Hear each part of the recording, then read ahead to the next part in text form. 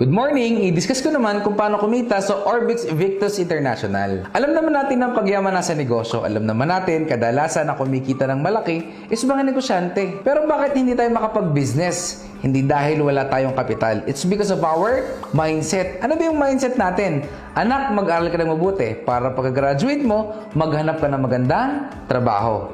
There's nothing wrong for being employed. Kaso nga lang, pag nasa employment ka, you're only there to survive. Kung gusto mo ng time and financial freedom, dapat nasa business ka. At kung magbi-business ka, kailangan mo ng kapital. Ano ba ang prinsipyo ng kapital? Kapag malaki ang kapital, malaki ang kita. Kapag maliit ang kapital, maliit ang kita. Pero pag wala kang kapital, wala kang kita.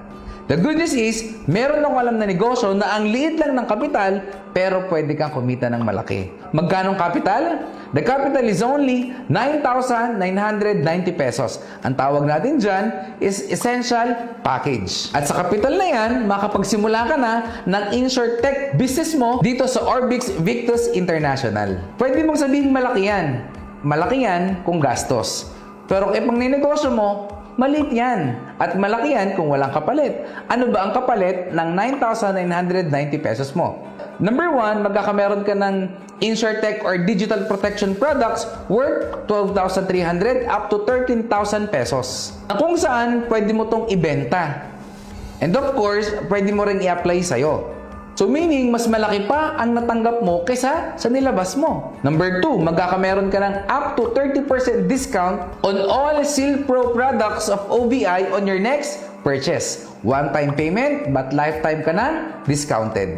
Number 3, magkakameron ka pa ng OBI Distributor Tracking Center. Meaning, ang negosyo mo, monitor mo online. Number 4, magkakameron ka din ng ATM account na kung saan dito mo makukuha ang payout mo or commission mo. At ang good news, ang payout natin hindi kinsenas katapusan, hindi rin lingguhan. Ang payout natin is araw-araw.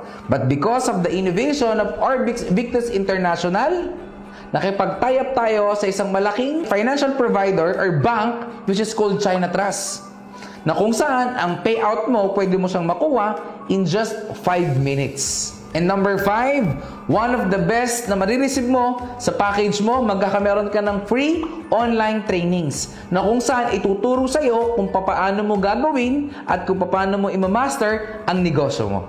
Sa 9,990 pesos mo, ito yung kapalit. Ang tanong, sulit o sulit na sulit? Siyempre, sobrang sulit na sulit. Paano naman kumita sa OVI? Number 1, through retail sales program.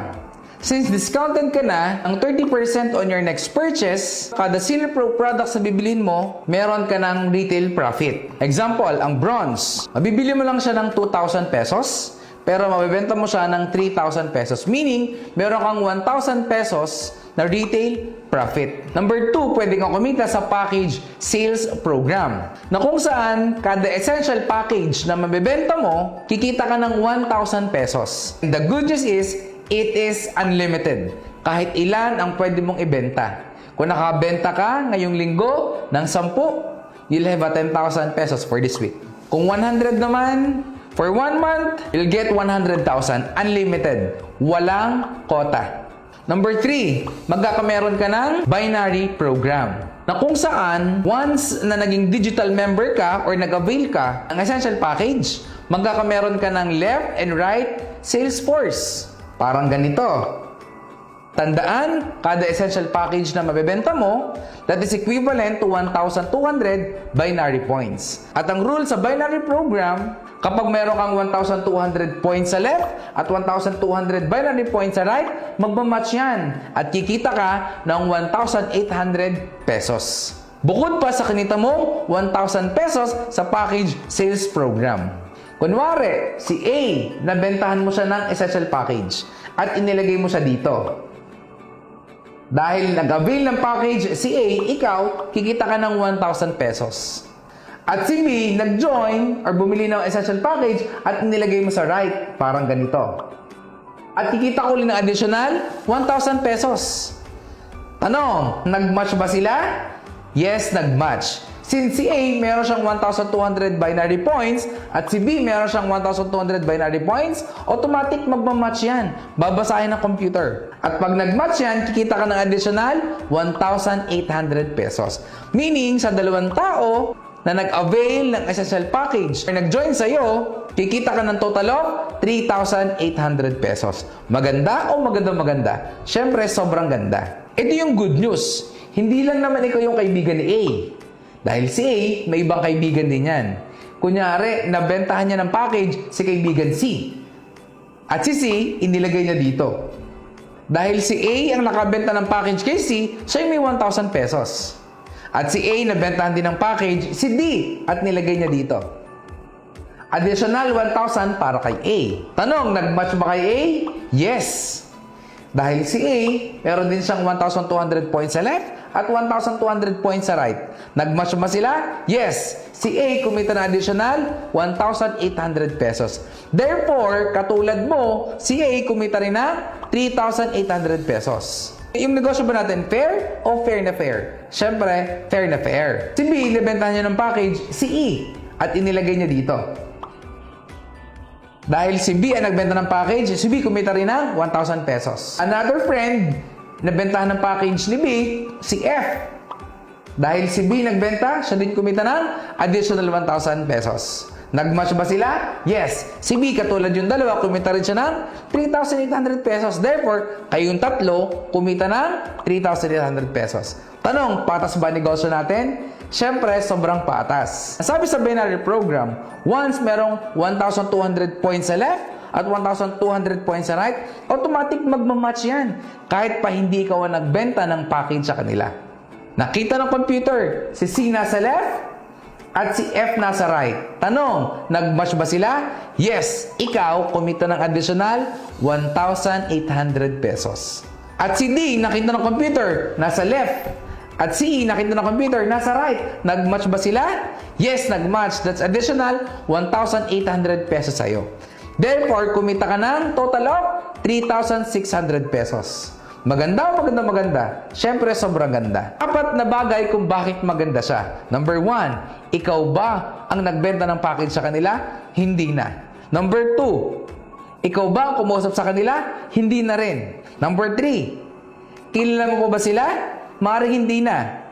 Number 4, kumita ka ba? Yes, kumita. Kaya maganda. Kumita ka ng walang ginagawa. Ang tawag dyan is law of leverage. It's the ability to multiply yourself, your time and effort through other people. Sistema ng pagpaparami ng oras, lakas at galing mo sa pamamagitan ng ibang tao. Ito ang teknik ng mga mayaman kung bakit sila mas yumayaman at teknik ng mga negosyante kung bakit mas lumalaki ang negosyo nila.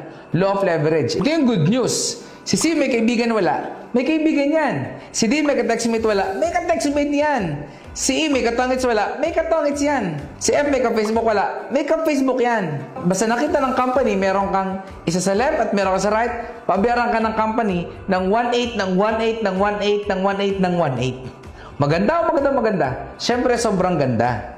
Nag-expand na po ang OVI sa buong mundo. In fact, nakapagbukas na po tayo ng offices sa iba't ibang bansa. Example, meron ka na share ng opportunity sa Bahrain. Yung taga Bahrain, pwede ba silang dumami?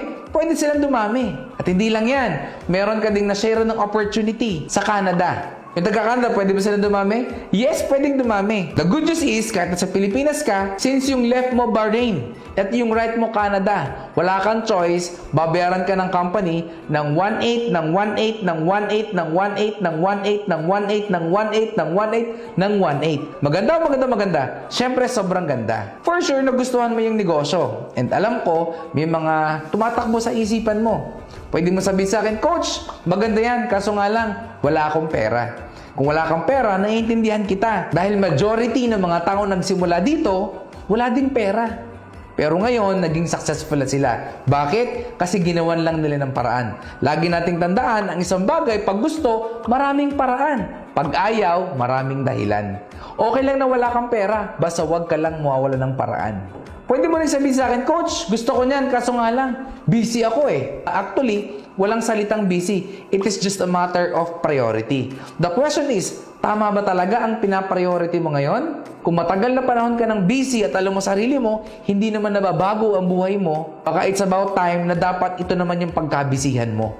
Saan ba tayo naging busy? Sa negosyo ng ibang tao? Hindi ba dapat mas maging busy naman tayo para naman sa sarili mong negosyo? Pwede mong itanong sa akin, Coach Jeff, paano ko naman sisimulan niya at kung paano ko gagawin? Alam nyo guys, right now, because of social media, pwede mo nang magamit ang social media accounts mo para gawin yung ating negosyo. Kung nag-scroll ka on Facebook, nag-scroll ka on TikTok, at kung ano-anong video pinapanood mo sa YouTube na hindi naman nakakontribute sa growth mo, minsan mga negative pa nga. Why not mag-spend tayo ng time na gawin yung negosyo gamit ang social media mo? Kung dati, hindi ka kumikita sa social media, using social media to your OVI business, dito mas mapapakinabangan mo ang social media accounts mo. And naniniwala ko guys that everything happens for a reason. Hindi aksidente na napanood mo tong video ko, hindi aksidente na nakilala mo si Coach Japs, at hindi aksidente na nasend sa'yo ang video na to. Lahat yan merong dahilan. Who knows, baka isa sa dahilan is ito na ang matagal mo nang pinipray na opportunity. Baka ito na ang matagal na breakthrough na hinihintay mo sa buhay mo. Once again, this is Coach Japs and God bless.